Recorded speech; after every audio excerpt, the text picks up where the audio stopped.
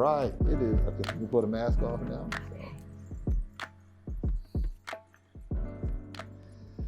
All right, Alicia, it is great to see you. It's great to see you. I'm excited to have this conversation.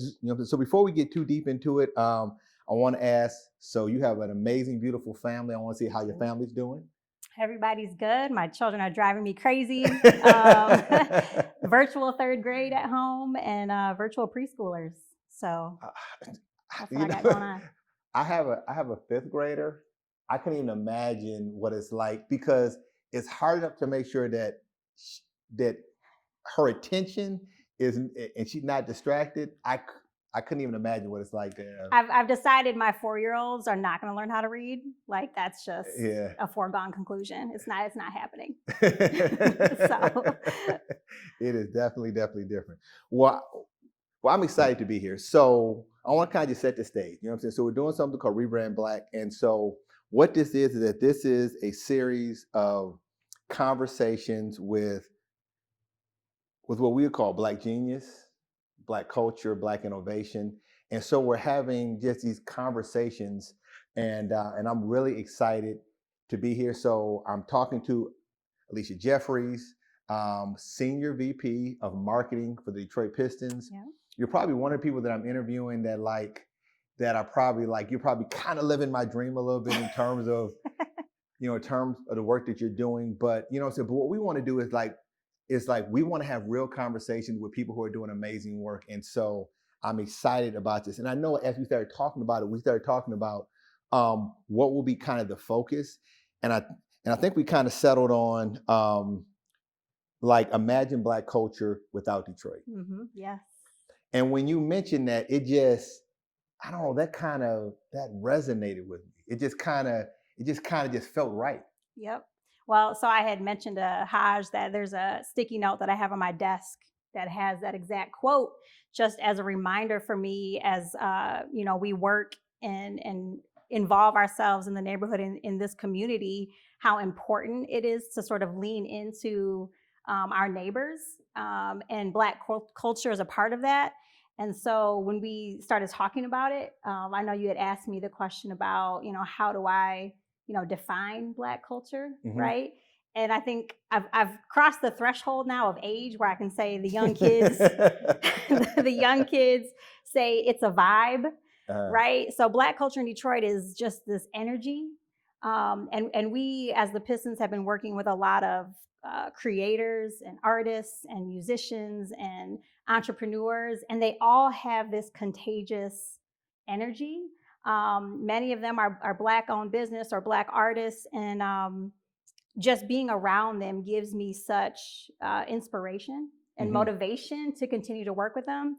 And then probably the last piece about Black culture, especially in Detroit, is, I look at it as when there's something that has a lot of history, it builds character mm-hmm. and wisdom. Mm-hmm. And so to me, Black culture is completely wisdom mm-hmm. with everything and resiliency that Black Americans have had to go through over mm-hmm. the years, which we've talked about several times in the most recent months. Mm-hmm. There's this wisdom that mm-hmm. I love about Black culture. Yeah. And I think sports, so we're so tied into, our history is so tied into sports, and especially basketball. I know even when I think about my upbringing and I think about the sports that I played, the barriers of entry to play basketball are a lot lower. All you mm-hmm. need is the ball. You can go anywhere. It's not like hockey where there's these ice fees and all these other kind of things.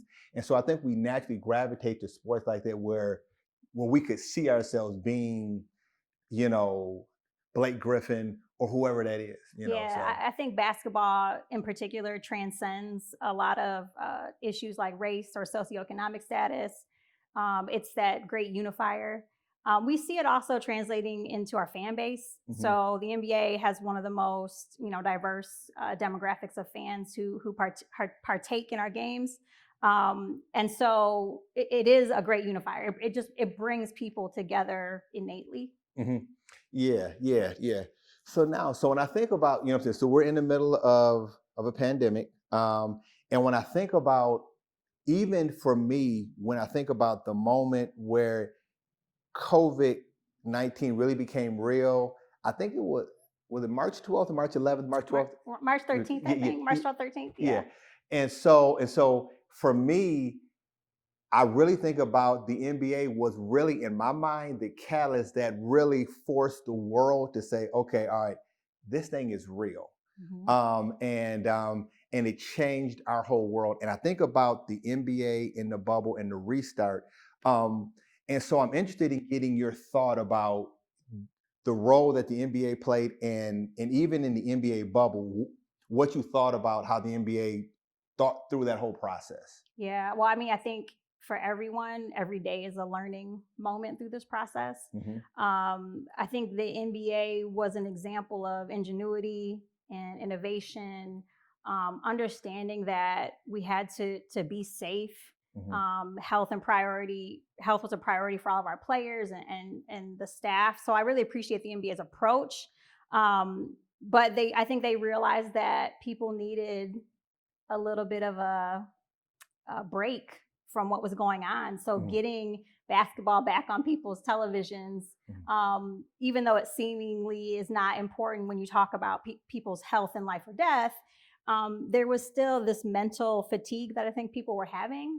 And so the NBA was really pushing to sort of get a little bit of normalcy back for people. And that was it was important to build this bubble so we can get back in action. Yeah. And I think also too, when I think about that, sports allows us to get away from like the rigors of just life.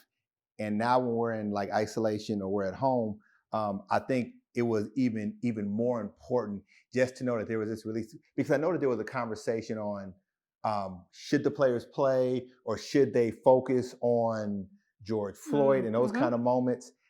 I feel like they made the right decision.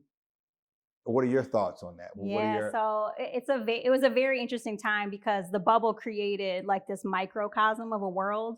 So NBA and that platform for players is already a spotlight for them, right? This bubble though created just a bigger spotlight. Here's the thing, you know, a lot of people think it's cliche or they may not even think about it. You're either on one side or the other. There's this juxtaposition that NBA players have, many of them, not all, where they come from communities, right? That during issues like with George Floyd and Breonna Taylor, their communities are hurting.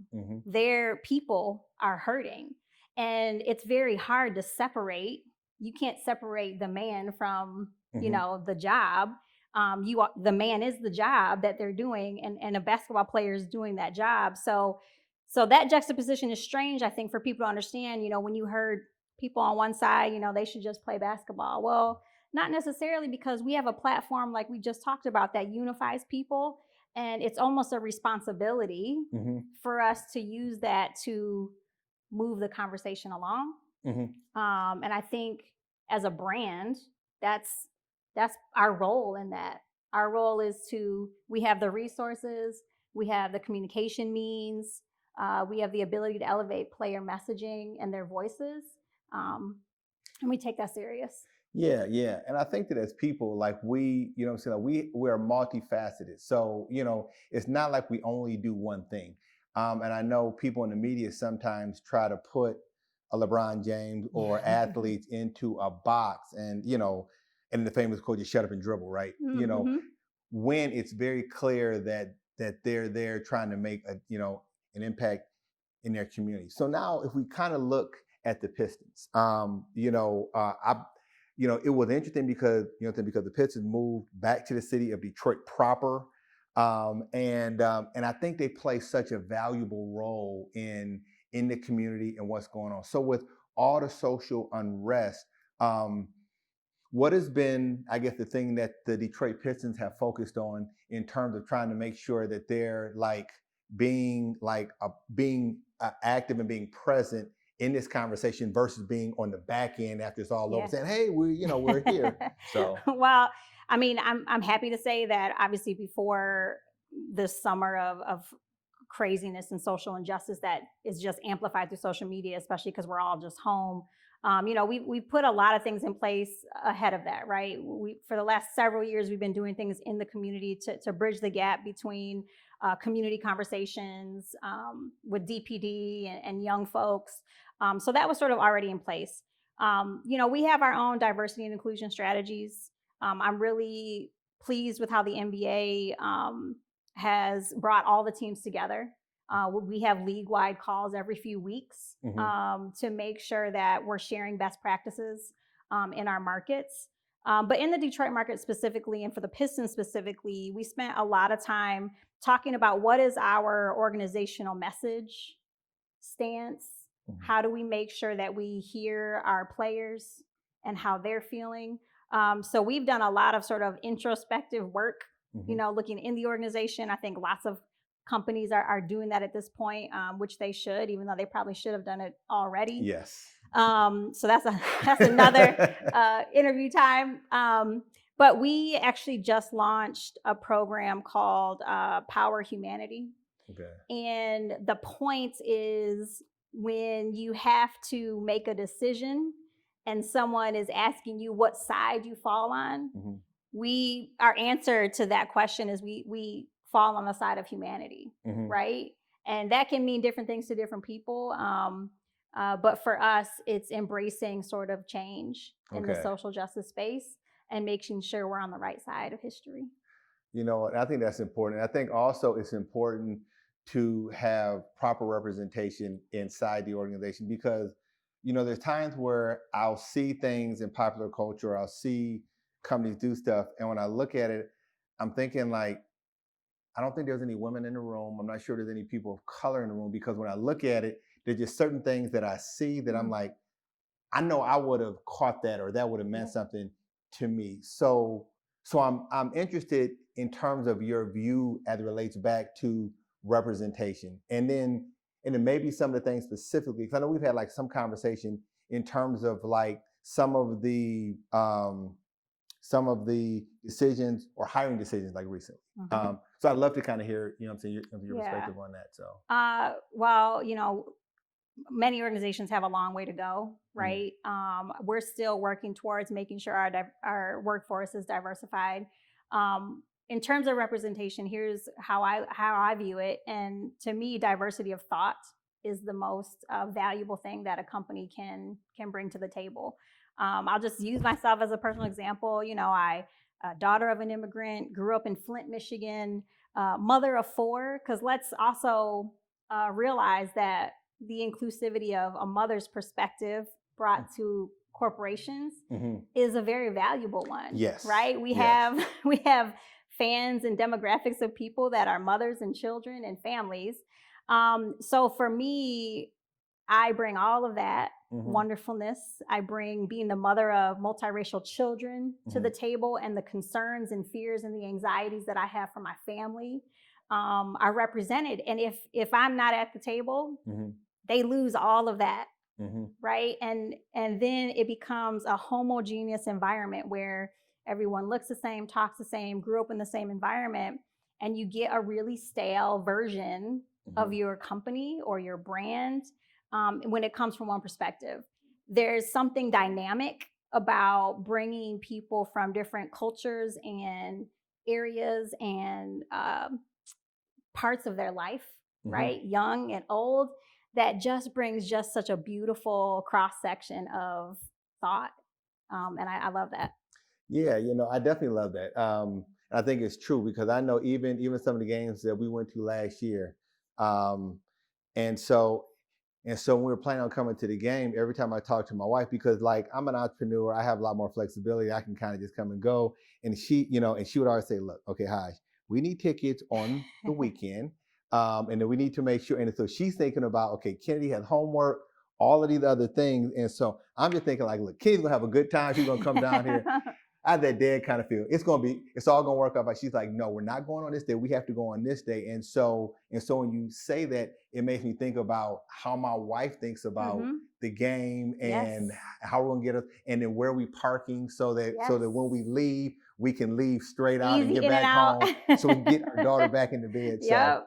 those are actually real conversations Yes. that Yes. we have. When there's definitely been moments where someone says, Alicia, Yeah. what would you like Yeah. to have for your children? And I'm like, I want a snack pack when Yeah. I exit the building for my kids to have on the ride home, right? Yeah. Like, Yes. you got fruit snacks, I'm good. The parking one's a big one though, right? Like Yes. for me, bringing 4 children anywhere, like it's got to be completely convenient, Yeah. right? Safe. Safe. All that. But again, if you don't have that perspective at the table, no one's answering that question. Nobody's asking that question. So that is very, very true. So in these conversations, we're talking to heroes and our sheroes.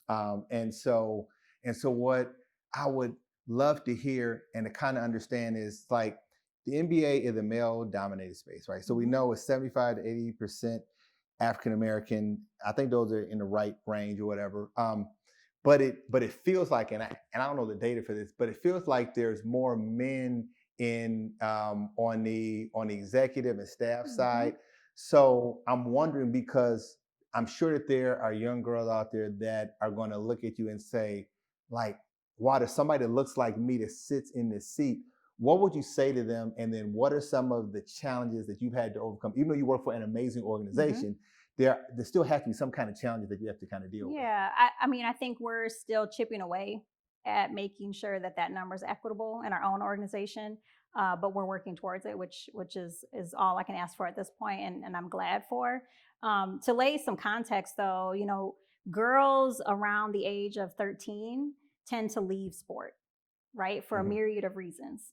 So we actually partner with Nike on a program called Game Growers, which is specifically focused on young girls around 13 to 14. To keep them engaged, right? To pull them back into the fold and help them resolve whatever issues they're having while they leave sport. So I think that's one area of focus for sure. For me, I'm all about 5 feet tall. But I was a 3-sport athlete growing up, right? But then there became a point where like I wasn't going any further. But just like there's little boys who have dreams of being in the NBA, that doesn't mean that my love for sport or the game went away, right? So I had to find a way to sort of be involved.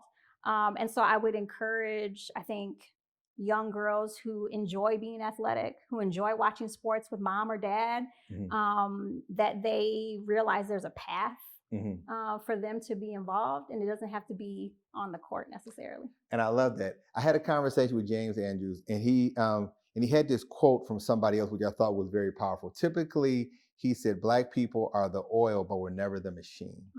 And so what he was referring to is that, like, being in front of the camera, being the talent or being the players is one thing, but being on the executive side, that's something like as a young girl, like, did you have a roadmap for how you thought that would work out? Or did you know what I'm saying? So how did you end up in the position that you're in? I mean, not necessarily. I didn't necessarily have a roadmap. In retrospect now, I'm seeing, women like Jamil Hill and people that I follow on social media having these like powerful conversations. But, when we were growing up, we didn't have exposure to that through social media, right? Yes. So I think that's the difference in today's day and age, is that you can find people that look like you or are having the conversations that you want to have. Because social media is what it is. So for me, it was more family driven, right? Like I said, daughter of an immigrant, seeing my father, fight for everything that he, had in life, right? It's sort of like that hardworking mentality. So even when there were roadblocks, getting my first sports job or potentially feeling intimidated in a room of all, white male executives for the most part, it wasn't a thing for me. Okay. Right? Yes. And I credit that to my family and my upbringing, of just giving me this sense of, no, you worked hard for it. So like, you're in the right place. Right? Yeah. So if my father was to say like, he worked hard for it, he came to the United States, but it wasn't worth it. That definitely was not the conversation. Yes. It was always worth it. Yes. So when I got to the end of the day of like working hard, my attitude is, this is worth it. I'm supposed to be here. Right? I'm supposed to be in this room. That's amazing. I think Black fathers and Black mothers are important, obviously. So So we're in a time where there's a lot of social unrest. There's a lot to unpack in the world today. Would love to get your thoughts on like this particular moment in terms of kind of how do you feel about like, so there's a certain narrative about Black America, our culture, this city, which is over 80%, almost 90% African American. So how do you, so you know what I'm saying? So what is your narrative as it relates back to the moment that we're in right now? Mm. I think the narrative is about, for me, I'll go back to being a mother. Mhm. Um, I'm trying to make sure that those around me, and I think I've said this too before, is changing generational indifference, Mhm. right? Yeah. So, how do you speak to your children in these moments? How do you speak to friends who want to be allies in the moment? Mhm. I had a white colleague of mine who said, I don't know what I'm supposed to do, and I don't have all the answers myself. But what I said to him, I said, listen, you have children, right? Mhm. So, what I ask you to do is give your children the vocabulary, the foundation to talk about the Mhm. things that are going to keep my children safe. And I put it under this whole like end generational indifference. Like, it's not enough for you to just say, I'm not X. I'm Mhm. not the person saying these terrible things or doing terrible things. You actually have to sort of step out of the comfort zone and say, I'm actually against X thing, Mhm. and I want to be about all people. So that's kind of where I'm at. Okay. Okay. I know that's very, very powerful. So now let's look at some of the stuff as it relates back to the Pistons and your work. So, what are some of the things? I know the NBA had opened up arenas for voting or things like that. So I would love to be able to kind of get some context as it relates back to maybe some projects that you guys have worked on or things that relate back to Black culture or voting or things like that. Yeah, I mean, I think it goes back to that sense of responsibility that we have, being a good neighbor Hmm. now that we have our headquarters in the city. So we did a couple things. We actually launched a 12-week program this summer called the Neighbors Program. We chose 4 parks at different neighborhoods across the city, and created safe, socially distanced programming for the kids in the neighborhoods. And actually, I won't even just say kids. We also had like walking groups and Hmm. um, older folks doing Zumba, and we had jazz night, Hmm. things that just allowed, to what we talked about earlier, for people to shake sort of this sadness of being like home. Hmm. So that was a great program. But the second thing you mentioned is voting. So again, that whole sense of responsibility, regardless of what side of the political landscape you're on. We partnered with the Secretary of State, the city clerk's office in Detroit, to make sure that we helped get out the word to register to vote. Hmm. We turned our facility into accounting Hmm. function the night of the election for both the primaries and the general election. Pistons employees were volunteers. They were part of the counting boards that Okay. you're hearing all about in the media. Uh, So we had employees in there doing the right thing. We had a ballot box put in okay. place outside. And so we had huge, I think, 12 weeks of voting initiatives Okay. to encourage people to register, to cast their votes, and to be involved. And, I think that's good because I don't think we hear enough about those kind of things that that the Pistons do, right? You know what I'm saying? So we know that you guys play, and there's a team out there, but I think it's important just to understand that there's so many other Mm-hmm. things that actually take place and that you play a part in, which I think is very valuable for our community and for our city. So yeah, what I'm saying? That's good. I know just my interaction with you has been so. So I know we met last year, and I can just personally say, just from our interaction, I've always seen you as being thoughtful and working on stuff, even when I would say, hey, can the Pistons be involved in this? And there's not really a huge budget, you would still roll your sleeves up and so even the stuff we did like with the students last year, and we had them build websites for the basketball, you know what I'm saying, for the playoff, was it? Basketball for all. Yes, yes, you hmm know, and so I appreciate that. I'm also thinking about, you know, the commercial that you guys did last hmm year, and just thinking about. So can you kind of just share a little bit like about that commercial in terms of because I remember seeing business owners or you know just how you casted it. So Yeah. yeah, yeah. Yeah. So we actually are coming out with a new commercial spot this year. We did a similar approach. My goal is always through a marketing lens to have authenticity, hmm right? And what that means to me is tapping into what we talked about earlier, all of the amazing entrepreneurs and artists and people that work and live in the city to represent, what the ethos of the Detroit Pistons are supposed to be. It's this city, hmm right? It's the ingenuity of this city.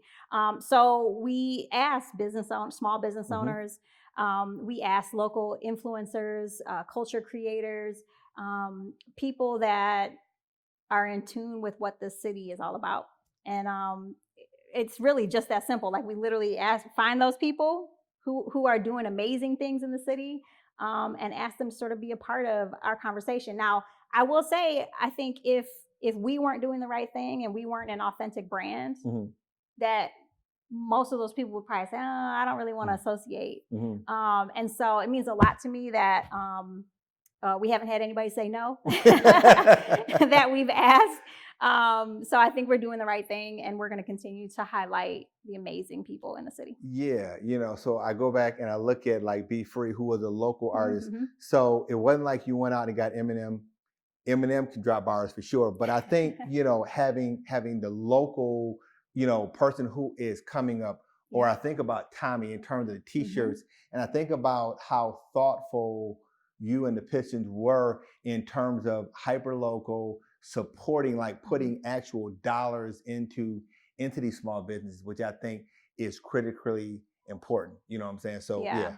So I mean, the NBA overall is moving this direction, but we are for sure as well. But we are starting a vendor list for minority-owned businesses, hmm right? hmm So that they have an equal and fair shake in getting business hmm through our company. So we're going to continue to do that too. Gotcha. So as we start to wrap, so I know that this conversation was really about Black genius and really understanding Black culture, and I think that the Pistons obviously feel like they're doing things that are like being present in this moment. So I don't know if you have any other closing thoughts as it relates back to things that are you know that we should look to see coming from the Pistons, or things that you would like to focus on? Yeah, I mean, I would just say brands can always do more. hmm And so, I'm going to challenge our team to make sure that we um,